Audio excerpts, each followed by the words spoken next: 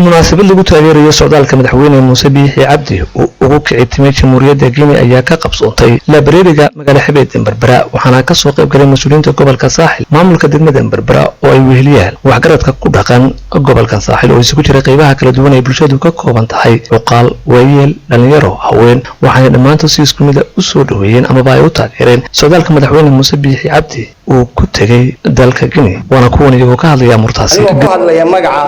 shaqaale weynaha haamaha kaydka shidaalka Berbera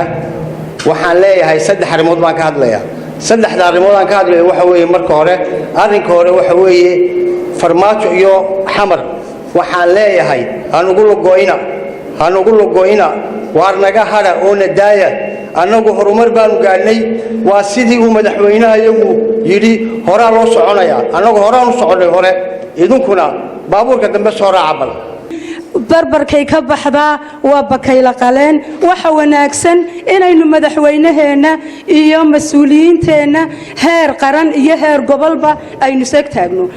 muusana waxaan leeyahay sabigii caruurta iyo saaxil waxay ku leedahay muftaaxi adduunyada Muuse inoo jira caalamka wada maraya Muuse Rooble baay waxaanu si mug loo taageeraynaa madaxweynaha Jamhuuriyadda Soomaaliland iyo waftiga la socda safarka ku tagay dalka Guinea waxaan leeyahay madaxweyne hambaliyo waliba waxaan leeyahay madaxweyne xagga ruushkana siyaad meel walba tag xagga ruushka siyaad waxaanu hambaliyeenaynaa talaabada quruxda badan ee horumarka ah ee wixii aynu doonaynay aynu soo higaday ifaalihiisa maanta aynu muujinay oo hogaaminaya madaxweynaha Jamhuuriyadda Soomaaliland ayaan aad uga hambaliyeenaynaa maanta halkan waxaynu isugu nimay inaynu taageero mug iyo leexad aynu muujino madaxweynaha Jamhuuriyadda Soomaaliland Mr. Muuse Biixi Cabdi socdaalka ugu tagay dalka Guinea halkaasi iyana hadal waxa ka soo jeediyay dad ay isugu jira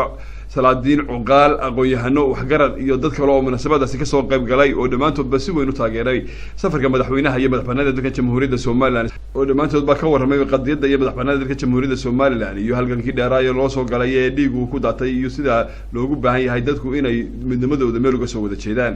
maanta waxa weeye farmaajo madaxtooyadiisa kaarayaal baa lagu geliyay iyo beebeeyaal markuu gobadhidii aamini waa yaryarayd marka waxa weeye in aan waxba isagu la joogin oo dadkiisa ka tagay oo ay ilaaliso Ethiopia inuu soo doonto ma aha madaxweynaha qaranka Jamhuuriyadda Soomaaliland Muuse Biixi Cabdi waxaan ku hambaliyeenaynaa oo aynu dhamaanteen ku hambaliyeenaynaa ku garab taaganahay safarka taariikhiga ah ee ku tagay Guinea qodobka labaad waxaan hambaliyeenaynaa dawladda Guinea iyo madaxweynaha Alpha waxa weeye qaylada laga dhigay waxay muujinaysaa heerka diblomaasiyadeed u gaarsiisan yahay mid waxaan leeyahay madaxweynaha qaranka Soomaaliland Muuse Biixi Cabdi waada siibtay halka ka sii wad Muuse waada siibtay halka yahayd baad dhigtay halka ka sii wad mid waxaan oranayaa dalka Guinea way nooga duwan tahay bulshada caalamka inteeda kale oo dhan waan hambaliyeenaynaa waan soo dhaweynaynaa wax gaarana waan u haynaa midna waxaan oranayaa dawladda farmaajo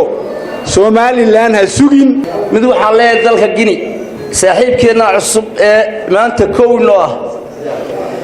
midna waxa leeyahay safarka madaxweynaha oo aan garab taaganano ku hambalyeynayno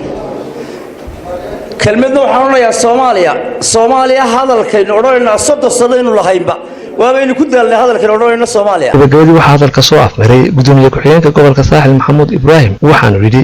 madaxweynaheena aynu dooranay mudane Muuse Biixi Cabdi ku taageerno dadaalada faraha badan leh uu ku jiro sidii qarankani u noqon lahaa mid taabaqaada ayaynu horta halka kan isugu nimi sidoo kalena aan aydaad iyo muxuu ahaa u muujino wadanka cusub aynu saaxiibka nahay ee Guinea ee calankiisa arkaysaan calankeena ag yaalo maanta waynu u mahadnaqaynaa soo dhaweyntii u diiranayd ee uu inoo sameeyay wadankaasi munaasabadeennan waxay la xidhiidhaa saddex qodob oo kala ah taageero aynu u muujinayno madaxweynaheenna iyo cambaarayn aynu u soo jeedinayno nidaamka ka jira dalkii la odhan jiray Soomaaliya ama xukuumadda ama maamulka ama magacuyaalka xamar jooga midna waxaynu leenahay hambalyo aynu u dirayno jamhuuriyadda Gini madaxdeeda shacbigeeda iyo guud ahaan jamhuuriyadda Gini ee caasimadeedu tahay Conakry mid waxaan leeyahay xukuumadda tabarta daran ee magacuyaalka waxaynu ognahay in dawladda Eritrea oo ay wasaaraddeedii khaarijigu ka soo degtay Cigaal International Airport aynu ku qaabilay iyadoo labadeennii calan ayna daba yaalaan madaxtooyada jamhuuriyadda Soomaaliland dawladda xamar ama xukuumadda taagta daranna ay indhaha ku haysay safarka madaxweyne Muuse Biixi Cabdi uu ku tagay dowladda Gini ayaa si weyn looga hadlayaa guud ahaan dalka jamhuuriyadda Soomaaliland gaar ahaan magaalada Berbera waa Cabdirashiid Mubarak Cabdi Cabdirashiid Suul Royal TV Berbera